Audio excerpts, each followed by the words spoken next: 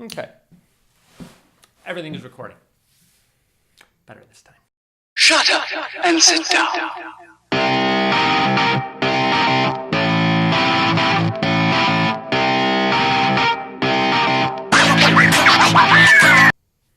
Want to talk today about the difference between routines and rituals. A lot of us have routines in our lives. Routines are the things that we go about every single day. They are the routine of getting up in the morning, the routine of doing the laundry, the routine of putting the kids to bed at night, the routine of balancing the checkbook, all of those things. And I think a lot of us have routines when it comes to our training as well. We have routines about our work. We have routines about how we get through our day. I dislike routines.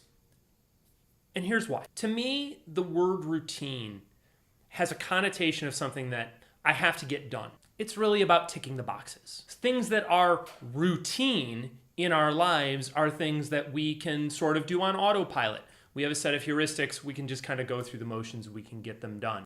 Rituals are things that our minds recognize as important. They are things that we recognize that we need to put intentionality into. This is why cultures throughout time have had rituals for how we welcome a new child into the tribe, how we celebrate and acknowledge maturation from youth to adulthood, how we take care of paying our respects and laying the dead to rest. These are all things that have rituals associated with them in society because we recognize that these are things outside of the routine of day-to-day life. And yet, people get born, people become adults, and people die every single day. So why? Why is it that we designate some of these things as rituals and other things as routines? I think it's about intentionality. I think it's about the awareness that some things in our lives require us to be intentional in our observation of them. It's because we recognize them as important. What does that have to do with the rest of our lives? What does that have to do with finding rituals in our lives? Well, I'm going to give you two examples. I'm going to give you an example of right here in the gym, right? But I'm also going to give you an example of outside of the gym and how taking your thinking from being about routine thinking to ritual thinking can be really, really helpful. So let's take the gym. The gym is a great analog for real life, but it's not real life. If what you're doing in the gym is not making real life better outside of the gym, it's not helping you, it's hindering you. And that's probably going to be a topic for another day. It's an important one. But for now, what I want you to think about is when you show up for the gym, when you show up to work out, are you showing up with a ritual or are you showing up with a routine? Do you show up and you throw your bag someplace and you grab your stuff and you kind of go through the motion? I'm going to do some push-ups and I'm going to do some sit-ups and all right, well, maybe I'll squat today. All right, I guess I'll squat today. That's a routine of going to the gym. It was on my calendar. I had to go do this today. And I walk in, I don't have a plan. I don't have a practice. I don't have a process. And I'm just sort of going through the motions. At the end of the day, you will have accomplished some work. You will have done something. And if what you're looking for is just to get a sweat on, that's grand. You did something. It's not training. And it's not having a ritual. So what does a ritual look like for the gym? The ritual looks like when I walk in the door, my bag goes here. I take my lifters out, I take my belt out, I take out whatever equipment that I use to support my training. I look at my training plan for the day because I have a training plan. And I say, here's my warm-up. And now I go and I execute my warm-up in a methodical manner, in a thoughtful manner, in an intentional manner. And I go through it. And throughout my warm-up, I am thinking intentionally about switching off all the stuff outside of the work that I have in front of me. I'm setting those things aside, not because those things aren't important, but because those things are important and deserve their own time.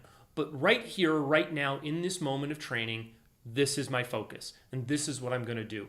And then, let's say the first movement of my day is my back squat. Well, now, I'm warmed up. I've been through my ritual warm-up. I come over, I set my bar. I approach the barbell the exact same way every time, whether it's 45 pounds or 345 pounds. Doesn't matter what I'm going to squat. I'm going to walk up to that bar. I'm going to approach it. I'm going to set myself up the same way every single time. My setup becomes a ritual. My walkout becomes a ritual. My breathing becomes a ritual. My reps become a ritual. And it doesn't matter if that bar is 45 pounds, 145 pounds, 345 pounds, 1,000 pounds. Every time I move, I do it in a ritual way. So now let's talk about outside of the gym. What do we do? What's a ritual that we could have outside of the gym? Well, I'm going to talk about one that I used when I was still actively in the fire service. I wrote about this a little bit back in the book that I published back in 2011 called The Combat Position. My ritual was this. When I got up in the morning, my alarm went off. I got up. I got myself pulled together, same way every morning, go to the bathroom, get my coffee, all of that stuff happened the same way. My ritual began as I was getting ready to walk out of the house. I had routines before that, but then I switched into ritual mode. And my ritual was this. I went to my son's room.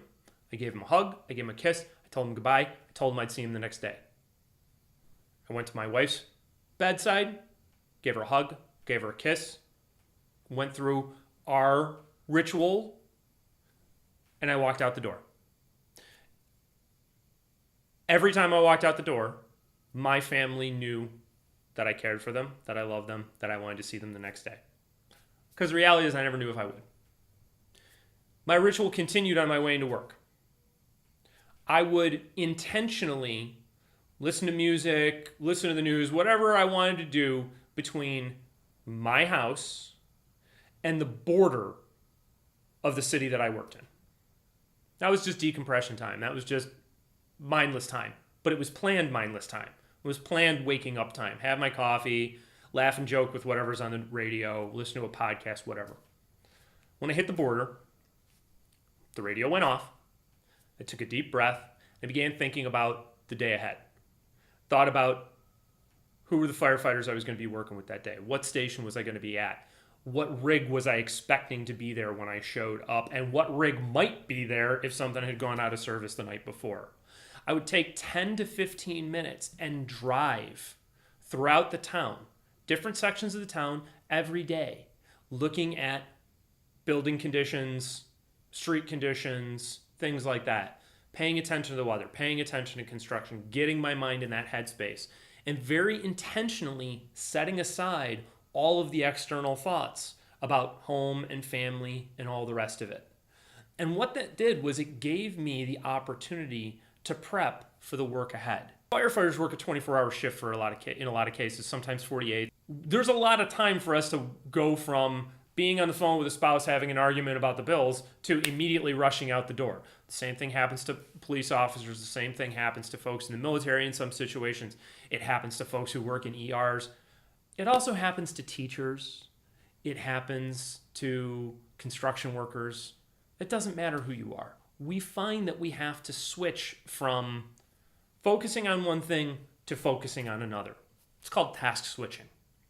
Rituals can help us improve our task switching ability because it allows us to cut off the previous task, devote ourselves wholly to the task at hand, and then come back to the previous task that we were working on. Is task switching efficient? It's not. But it's a real thing in life. And if we use ritual, we can find ways of making that better. But more importantly than making task switching better, by using ritual, we teach ourselves to focus on the moment.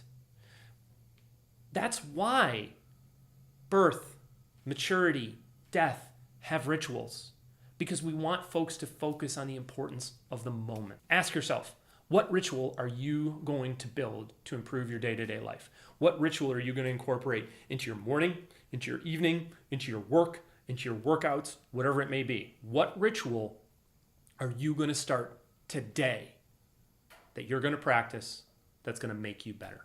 As always, thanks for taking some time to visit with me today. I really appreciate it. Please, if you get a chance, like this video, subscribe, share it with your friends, share it on Facebook, send it to people in an email. That's how we continue to build this community that we're trying to build of people that want to perform better, people that want to be their best. It's not magic. We just got to do the work.